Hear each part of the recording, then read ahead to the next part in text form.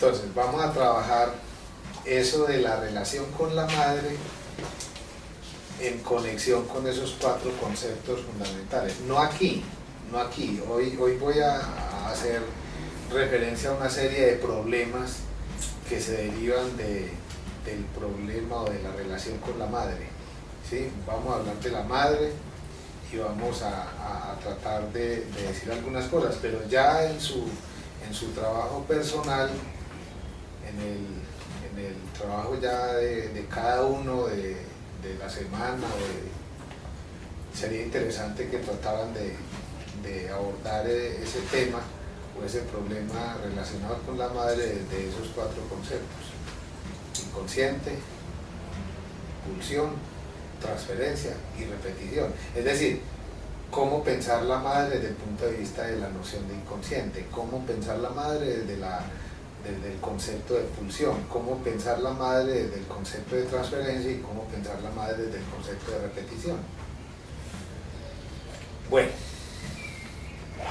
como en el mismo tema se anuncia, uno puede advertir de que una cosa es la relación con la madre en términos conscientes y otra cosa es la relación con la madre en términos inconscientes.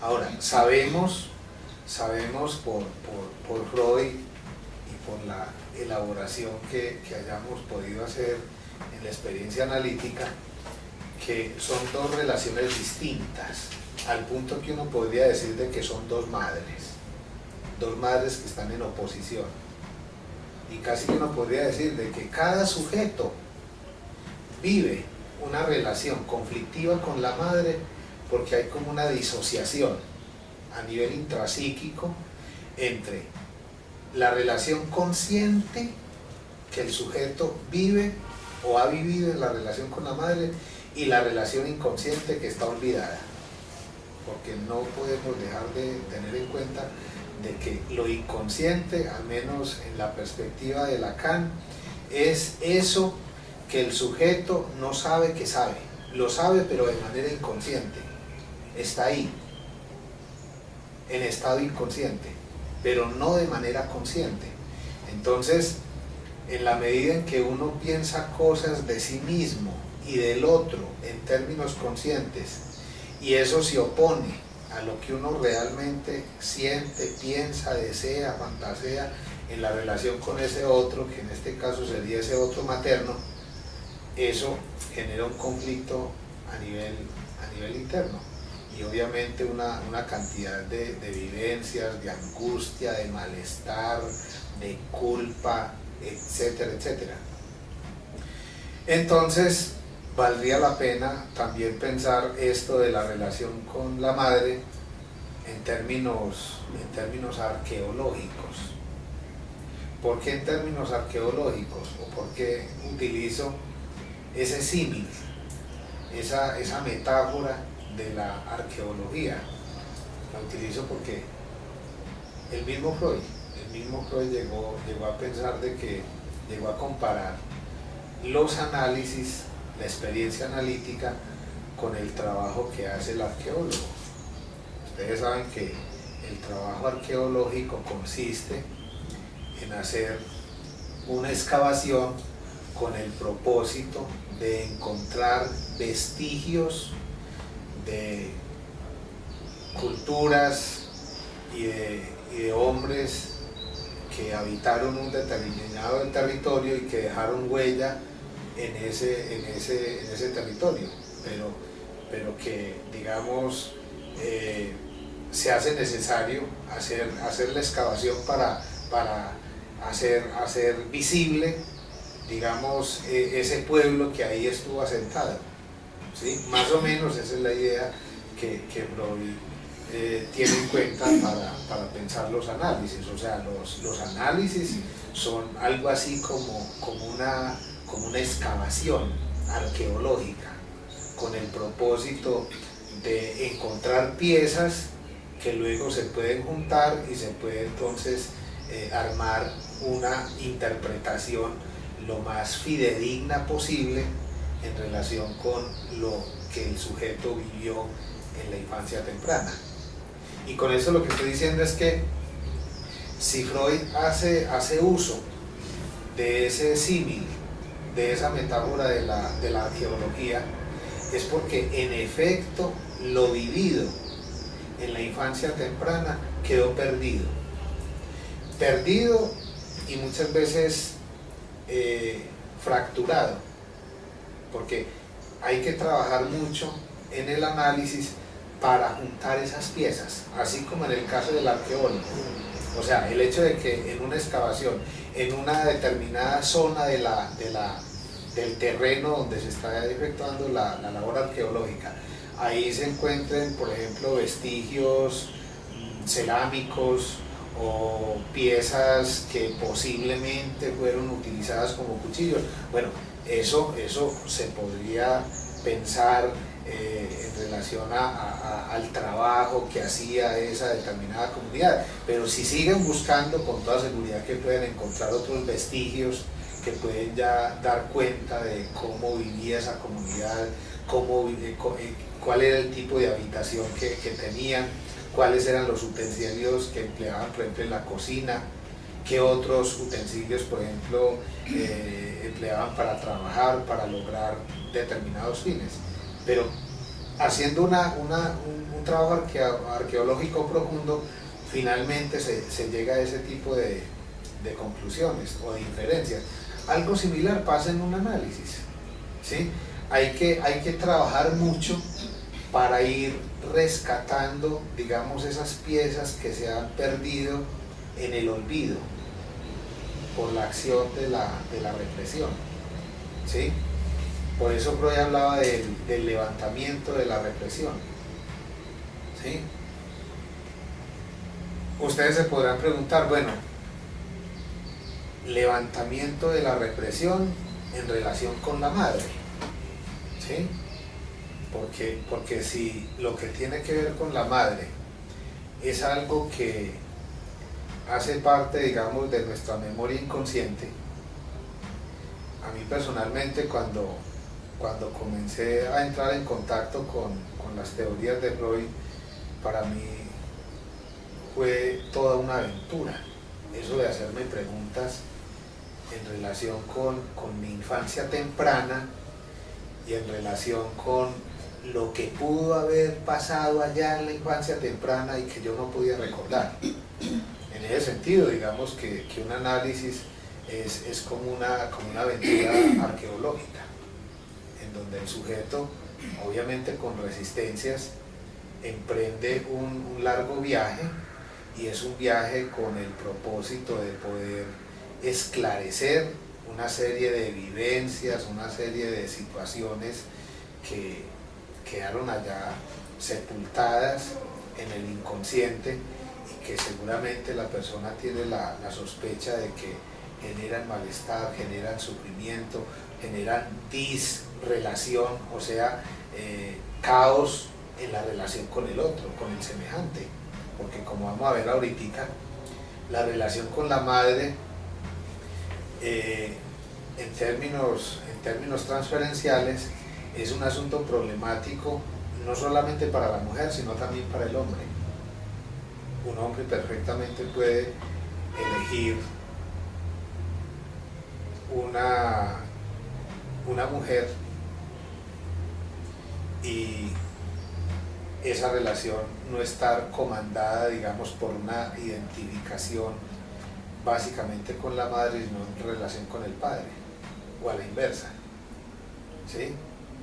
Una mujer puede elegir a un hombre y esa elección no estar, digamos, impregnada de identificaciones en la relación con el padre, sino precisamente estar impregnada de elementos que tienen que ver con el conflicto no resuelto en la relación con la madre. Y eso hace un vínculo sumamente tormentoso y problemático. Bueno, entonces uno podría comenzar diciendo de que en toda relación primaria o en toda relación primigenia o en toda relación infantil, hay fijaciones y represiones. ¿Cómo así que fijaciones? Bueno, cuando hablamos de fijaciones hacemos referencia a la libido, a la energía psíquica de la pulsión erótica o de la pulsión de vida.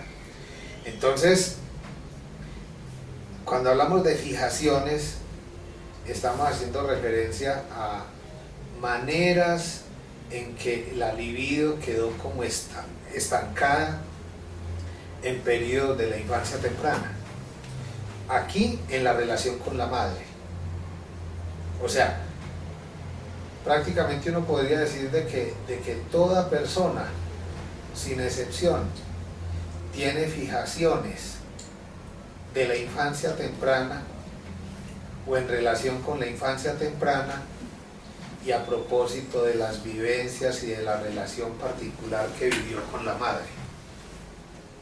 Y esas fijaciones van a tener un influjo, como diría Freud, un influjo de comando para la vida posterior.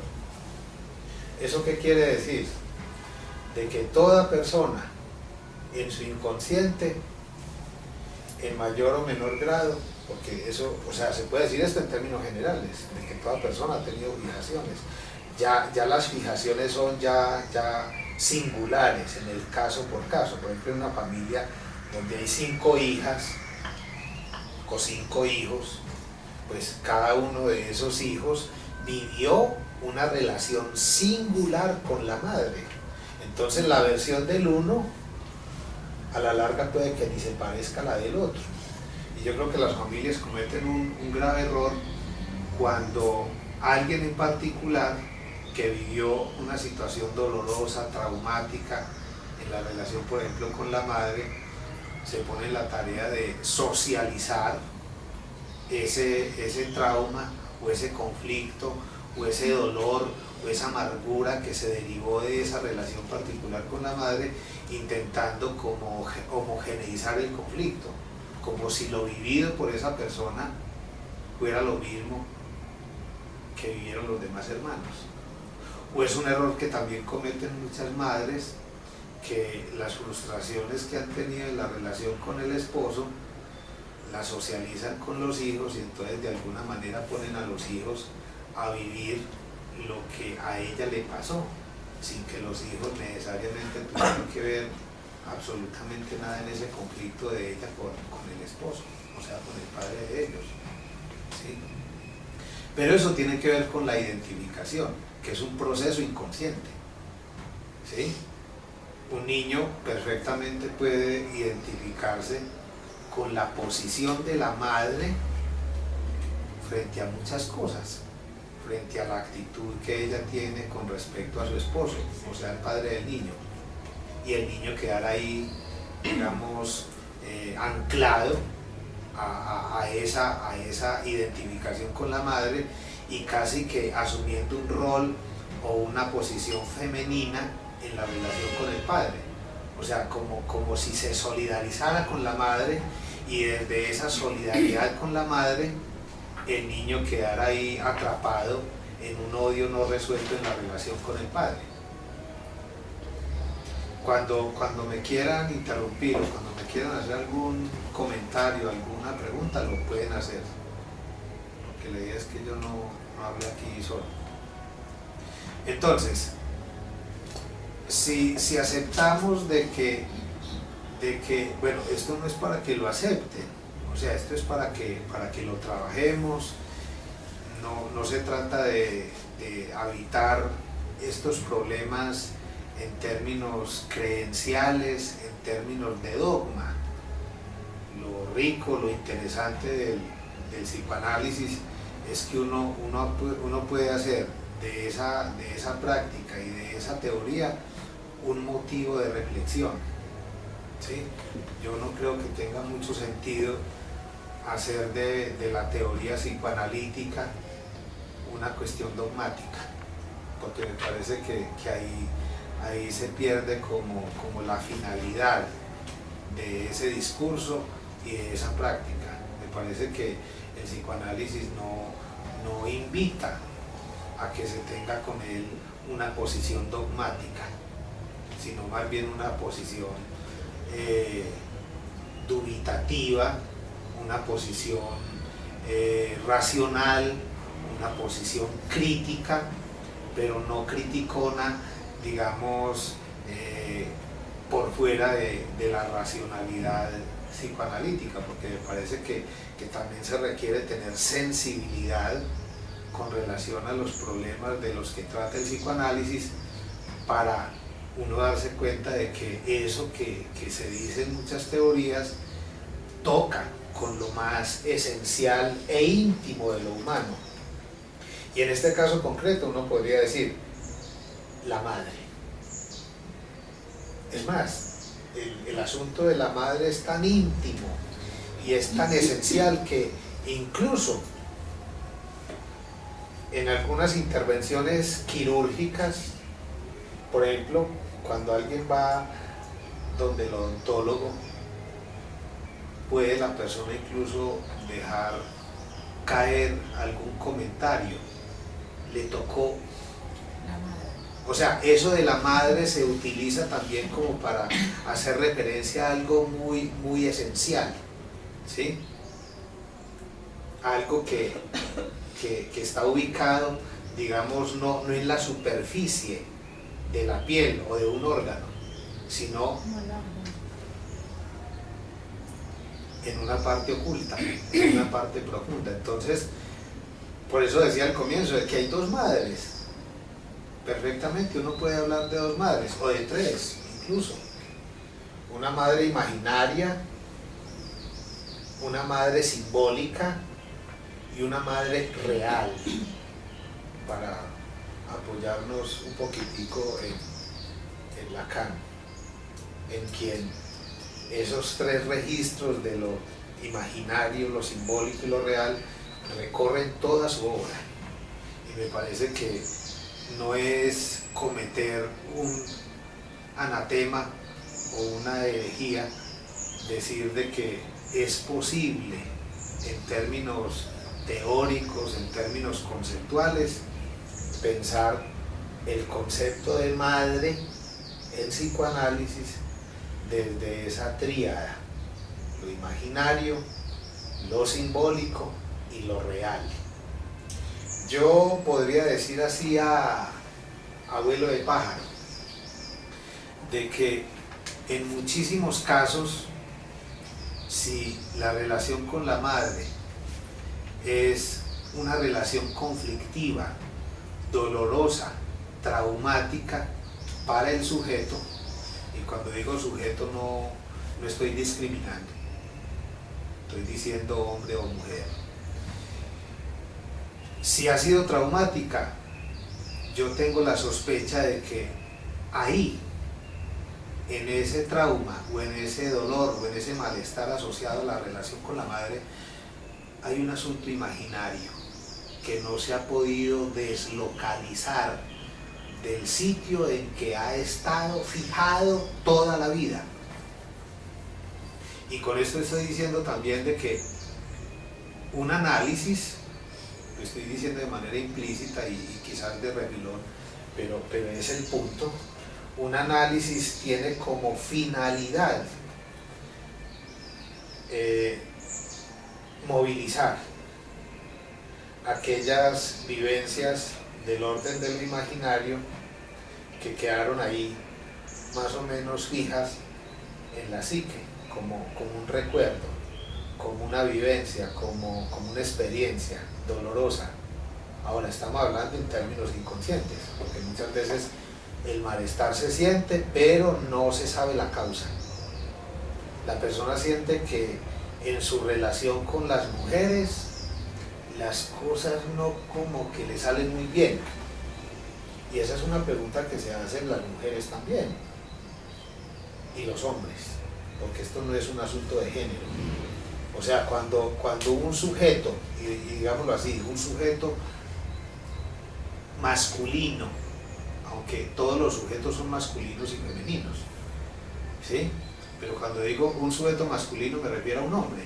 Cuando un hombre se pregunta por el modo de relación que establece y que ha establecido con las mujeres, y de alguna manera siente que ahí hay algo que lo perturba, que lo trastorna, que lo angustia, hay algo que no camina, hay algo con lo cual él no se siente del todo satisfecho, con toda seguridad se está preguntando por la relación con la madre, así no sea consciente de ello, porque la relación con todas las mujeres son de alguna manera un remedio de esa primera relación tenida con la madre.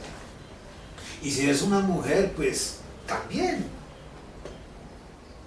O sea, la pregunta por la relación con las mujeres, independientemente de la cuestión de género, es una pregunta que tiene que ver necesariamente con la madre.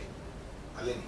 Entonces, cuando un hombre dice que no le funcionan las relaciones con las mujeres, pero sobre todo pues como para convivir con ellas en una relación pues salutífera, es ahí cuando todavía quedó algo por allá sin resolver con esa madre, hay una deuda, algo pendiente que lo está buscando en cada mujer y no lo ha podido resolver.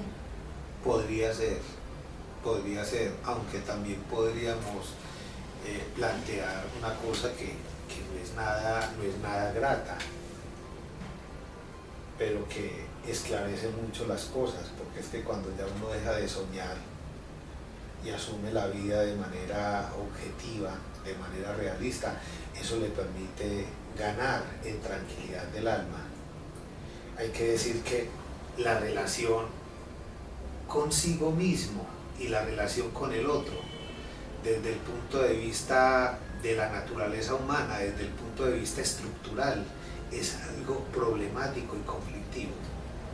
O sea, tampoco podemos pensar de que un análisis llevado hasta sus últimas consecuencias es la panacea para todos los males, y entonces después de un análisis llevado hasta sus últimas consecuencias el sujeto no va a experimentar malestar, ni agobio, ni angustia en la relación con el otro. O sea, si hay algo que siempre será conflictivo, siempre será generador de angustia, es la relación con el otro sexo. ¿Sí? La relación con el otro y la relación con el otro sexo, porque hay que discriminar eso. Una cosa es la relación con el semejante y otra cosa es la relación con el otro sexo, o sea, en un vínculo heterosexual. O sea, por eso en psicoanálisis uno podría decir de que no hay relaciones perfectas. Eso pasa, pero en las telenovelas, y sobre todo en las telenovelas mexicanas, venezolanas, etcétera, en donde intentan maquillar e intentan pintarle al mundo, yo diría que está impregnado de fantasía y de lo imaginario, de que eso es posible. En este momento acabo de recordar una frase muy polémica en la obra de Lacan. Es casi como un sintagma o como un matema, como una reducción significante, que es la de no hay relación sexual. Es una afirmación que Lacan hacía, y al respecto hay muchos desarrollos y muchos psicoanalistas posteriores a Lacan se han puesto en la tarea de explicitar, de aclarar, de amplificar, digamos, en términos de significado, ¿qué quiere decir eso? ¿Qué quiere decir eso de que no hay relación sexual?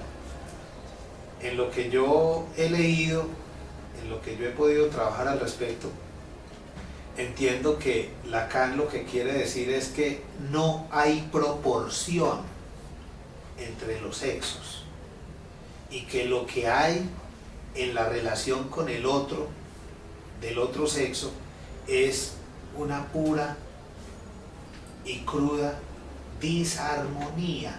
O sea, la armonía no es como lo propio de la convivencia del sujeto con el otro. Esa relación entre sujeto y otro es una relación conflictiva. Es una relación que si cada quien no encuentra la manera de tolerar y de asimilar y de administrar de manera adecuada, se quedará toda la vida ahí en una permanente queja. Pues bien, ese otro con el cual el recién nacido tiene contacto en las fases primeras de la vida es la madre, porque es el otro primordial por excelencia, es el otro arcaico. Incluso uno podría decir de que más vieja que la relación con el padre es la relación con la madre, porque es que a partir del momento en que el bebecito ve la luz, a partir del momento en que el bebecito sale de la caverna, aquí estoy haciendo un poco alusión al mito de la caverna de Platón, o sea, después del alumbramiento, como se dice, ese bebecito muchas veces no escucha ni siquiera palabras, o sea, no se podría decir que es primero ahí, si tener un destello de luz en los ojos y quedar un poco ciego, o comenzar a escuchar palabras, o si no escuchar, a ser, digamos, tocado por las palabras que vienen del mundo exterior. Lo cierto del caso es que ahí está mamá. Ese bebecito no tiene el concepto de mamá, no sabe qué es eso. Simplemente ese recién nacido comienza a tener, en el mejor de los casos, porque esto no se puede decir en todos los casos. Sabemos por la propia experiencia de que hay madres que al tener problemas, ellas a nivel psicológico o a nivel hasta orgánico, porque una enfermedad física le puede impedir a la madre llevar a cabo sus funciones de madre de manera acabada. Y con esto lo que quiero decir es que todas las madres no se comportan de la misma manera.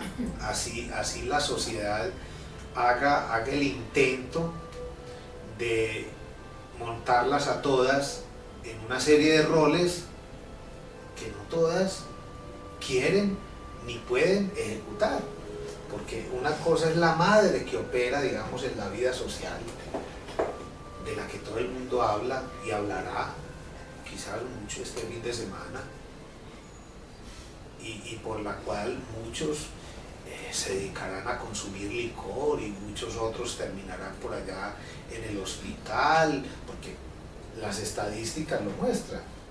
Los días de la madre como que se disparan los remordimientos, las culpas, etcétera, etcétera, y muchos terminan en unos rollos impresionantes, ¿sí? En donde en un primer momento, si la cosa tenía como el propósito de hacer una fiesta, hacer una celebración, eso termina convirtiéndose en una situación caótica y generadora de mucho más malestar y de sufrimiento. Y el desencadenante ahí, a mi manera de ver, es el conflicto no resuelto en la relación con la madre. Entonces, a ver, pero no sé si eso más o menos aclara la pregunta de Marlene o quiere que la amplíe más. ¿Qué otra cosa quería preguntar a ese respecto? O si alguno quiere ahondar en esa inquietud o en otra, porque me parece que hay muchos problemas, miren, tratemos de problematizar esto y tratemos de hacer filosofía.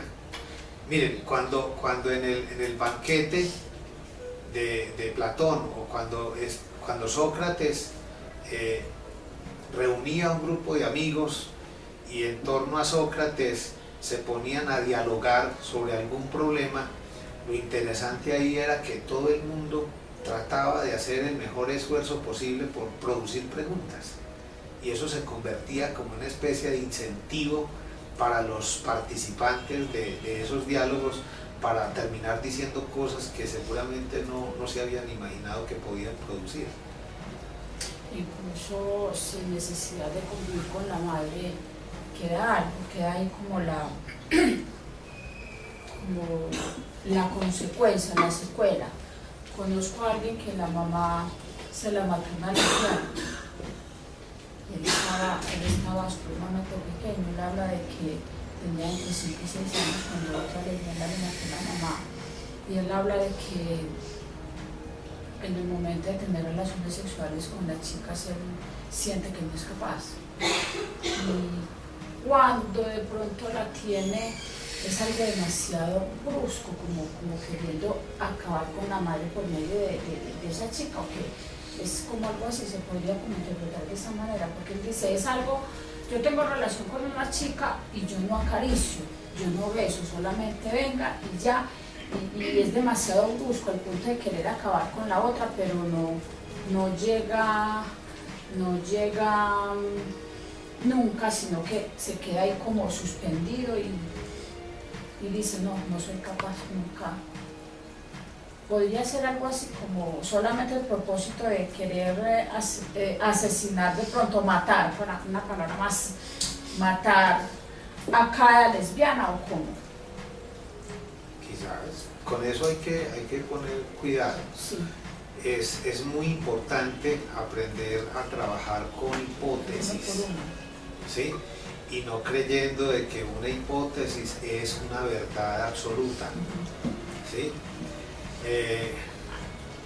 Hay un filósofo francés, Paul Ricoeur.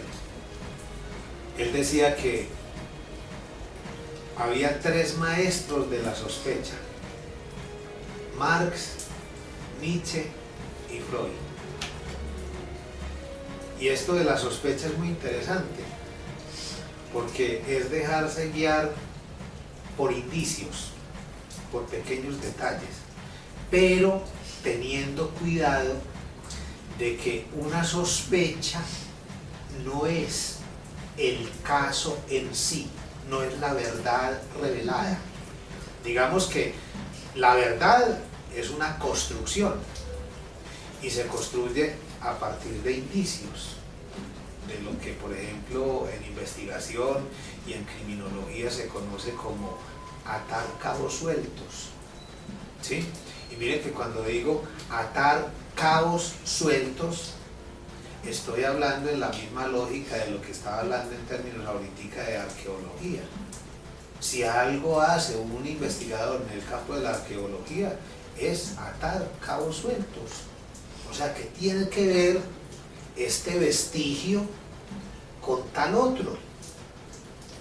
Por eso el arqueólogo en cierto sentido es un hermeneuta, es alguien que tiene que interpretar esa escena y tiene que llegar a construir una posible versión de lo que fue ese posible asentamiento ahí, o esa familia que supuestamente vivía en ese lugar específico donde se hizo la excavación arqueológica.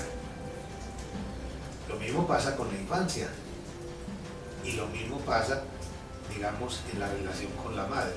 Lo que pasa es que en la vida corriente yo creo que la gran mayoría de las personas son bastante descuidadas y no se hacen preguntas, como que la mayoría de la gente se contenta con repetir cada año lo que siempre ha pensado en relación con mamá, pero es escasa la persona que comienza a darle una vuelta de tuerca a las versiones o a los pensamientos que ha tenido en la relación con la madre y comienza a ver otras cosas.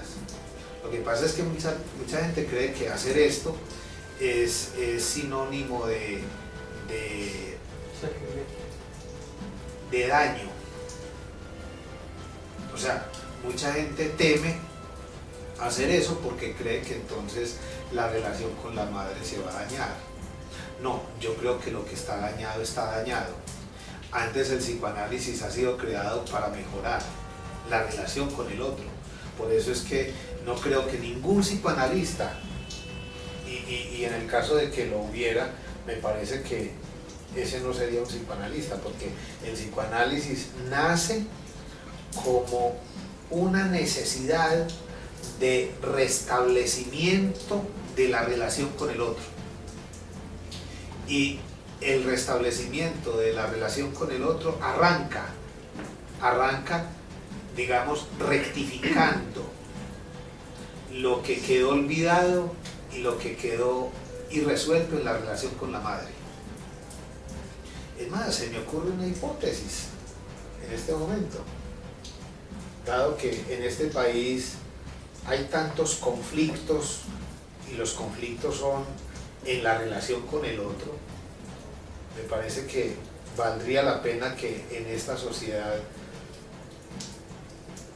de cuando en cuando cada quien intentara hacer una relectura o una reflexión de lo que ha sido su relación con la madre y cómo eso se transfiere ya en el ámbito de lo social, porque quiera uno o no, uno transfiere lo que ha vivido en la relación con la madre en la relación con el otro del aquí y ahora.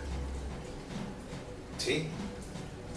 Lo que pasa es que como hemos idealizado el vínculo con la madre, entonces todo el mundo cree que la relación con la madre es buena, y yo pienso que en muchísimos casos no, eso se guarda.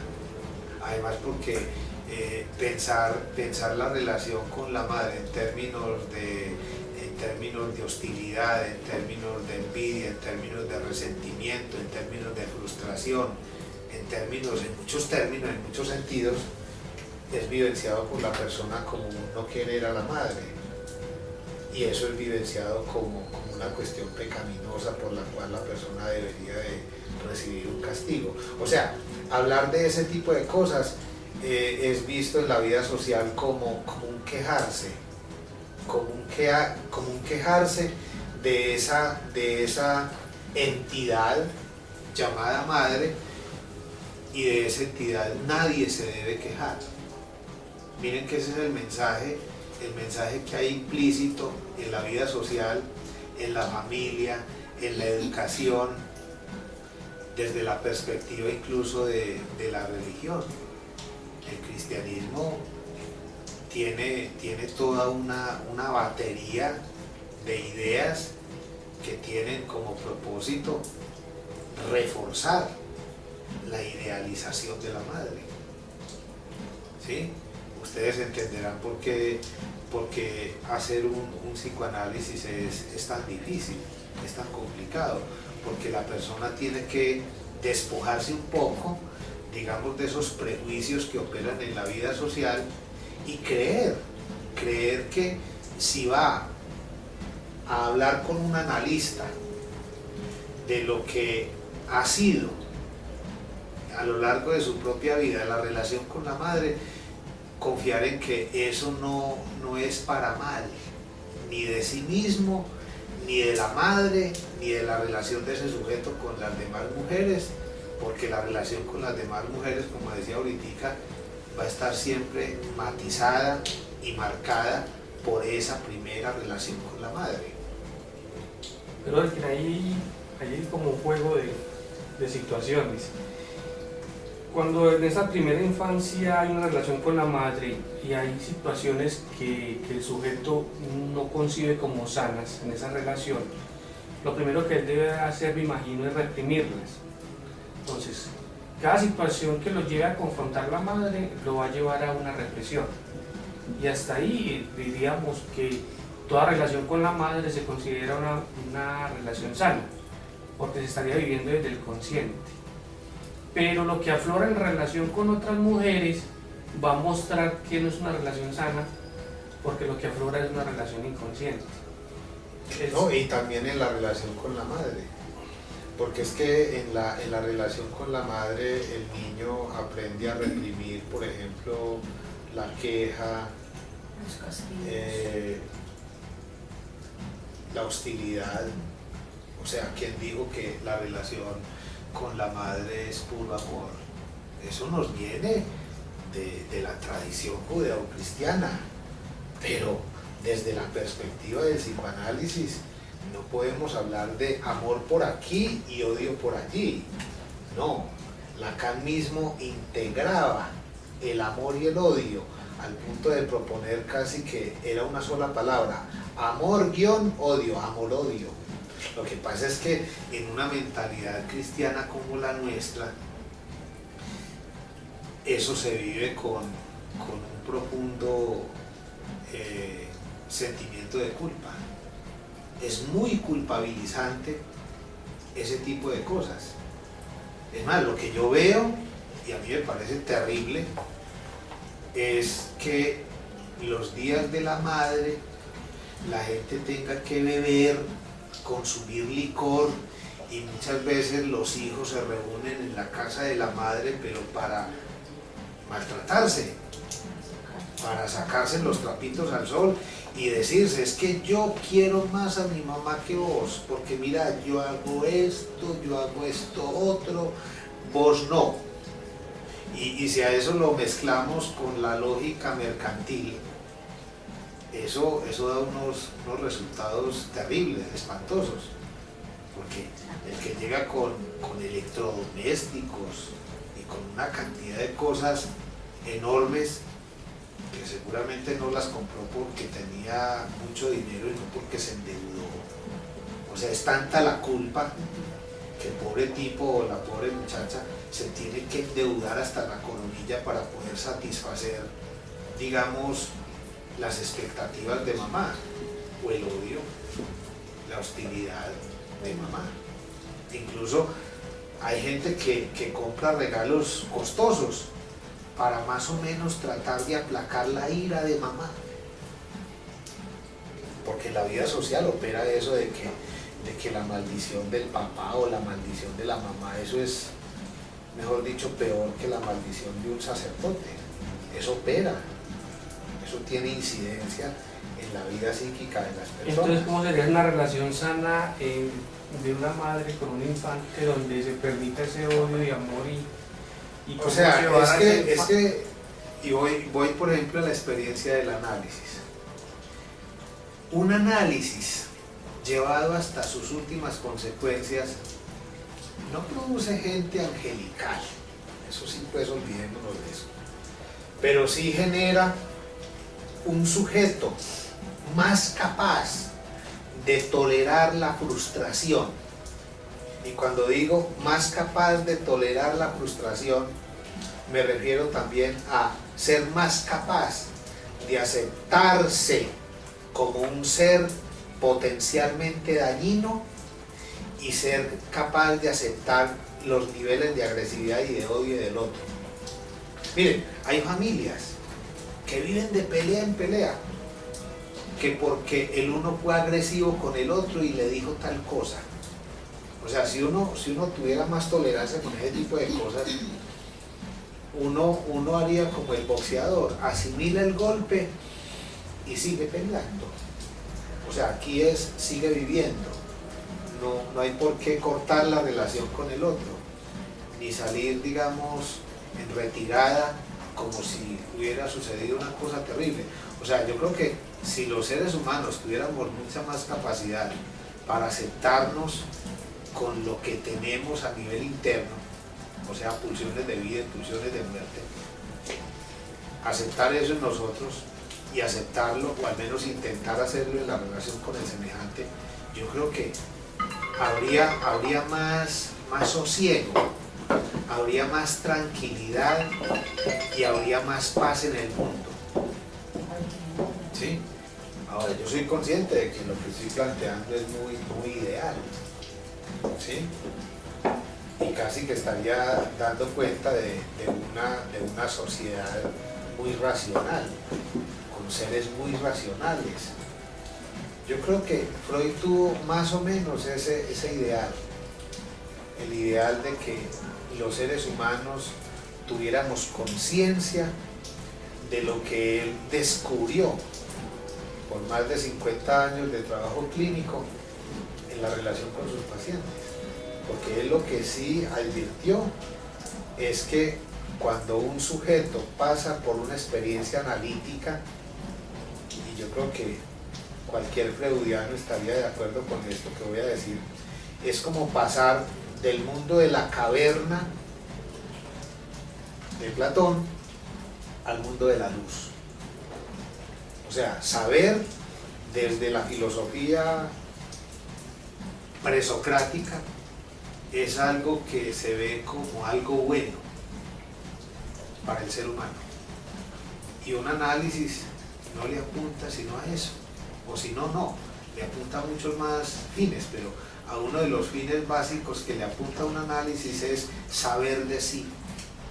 Por eso el mismo Sócrates no cesaba de decir, cuida de ti y conócete a ti mismo.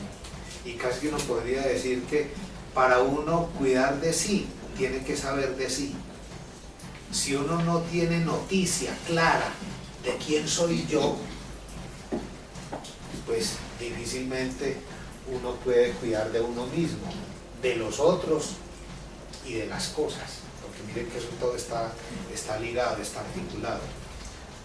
Sí. Incluso con respecto a lo que dice el compañero,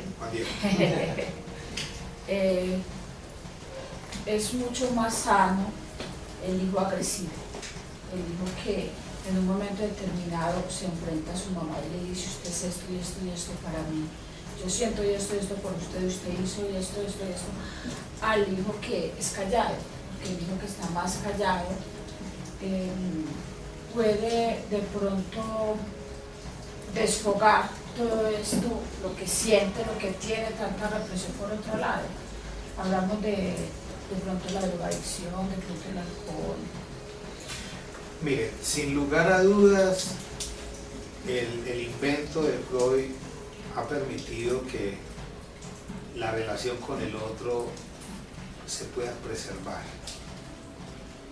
Yo no creo que ningún psicoanalista recomiende eso de sacarle los trapitos al sol al otro. Eso daña la relación. O sea, una persona civilizada, y sobre todo en estos tiempos, si tiene muchas cosas que decirle a mamá y a papá, pues bueno, busque un analista, porque al fin y al cabo por la vía de la transferencia, el analista va a ser como papá y mamá al tiempo. Es como lo que hace el boxeador en los entrenamientos, coger un saco a golpes. Él sabe muy bien de que el saco que está golpeando con mucha fuerza y con mucha rabia no es el contrincante, pero lo representa. Pero lo mismo pasa, claro, es más sano ir donde alguien, para uno descargarse, que hacerlo directamente con papá y mamá, empezando porque papá y mamá no son psicoanalistas. Por eso no. Entonces la persona que haga eso, con toda seguridad que corre el riesgo de agrietar mucho más la relación, porque mamá no va a recibir con agrado, con placer, y sobre todo como son las madres en nuestro medio. Hay que tener en cuenta eso, porque es que las madres, si bien en algunas cosas son casi que las mismas en todas partes, dependiendo del país, de la cultura, de la ideología, de la concepción moral o religiosa de que se disponga, eso va a tener una singularidad. Entonces yo creo que una madre en nuestro medio, que tienden a ser bastante, yo diría, narcisistas, porque de alguna manera han aprendido a echar mano de todo eso que opera en nuestro medio, del lado de la culpa. Entonces más de una aprovecha esa situación para martirizar, para culpabilizar. Es más, si ustedes paran el oído, se pueden dar cuenta de que días como el de la madre no es sino que en una reunión la madre porque en ese momento está en una posición privilegiada, porque es un día dedicado para ella. Entonces, como es un día dedicado para ella, es como si tuviera licencia para matar. Mejor dicho, ahí en ese momento compite con el santo, con Simón Templar, con James Bond, con licencia para matar. Es algo así como un James Bond. Pero ¿sí? es mucho más James Bond. Es mucho más sano de ¿sí? lo que estoy hablando. Entonces mira que en esos momentos la madre puede llegar a decirle algo a uno de sus hijos que está por allá como retraído, que no ha sido el mejor hijo, que quizás ha sido como el hijo calavera, y le dice algo y esa persona sale herido, ofendido. Mi mamá no me quiere, mi mamá siempre me dice en este tipo de fechas tal cosa o tal otra, y se va a hacer alguna travesura que finalmente tiene como propósito herirla a ella, porque si va y busca que le pase algo, en el fondo se está sacando, digamos, el clavo en la relación con la madre, porque si le logran hacer algo, termina en el hospital o en otra situación peor, a la que está agrediendo es a la madre. Pero en este caso, por ejemplo, ya nosotros que estamos en terapias psicoanalíticas, a mí me gusta eso, que de cierta manera, cuando a mí mis hijos me dicen, más que tú no eres perfecta. Bueno, ahí estamos hablando de otra cosa. Cuando yo estoy ahí estamos hablando de otra cuando cosa. Yo creo que una persona que ya está en un análisis, que está en el camino de saber de sí, que está en una experiencia analítica, que está en un dispositivo analítico, yo creo que esa persona es distinta. total. Distinta en el sentido de que ya no le vive demandando al mundo mentiras, ilusiones, sino que es una persona que ha comenzado a vivir la vida de manera más clara y más objetiva. En ese sentido, así sean sus propios hijos, es que es más, yo diría que sería una madre excepcional, una madre que tiene la suficiente cordura, la suficiente racionalidad para decirle a sus hijos, hablemos claro. O sea, es una madre tocada por el psicoanálisis.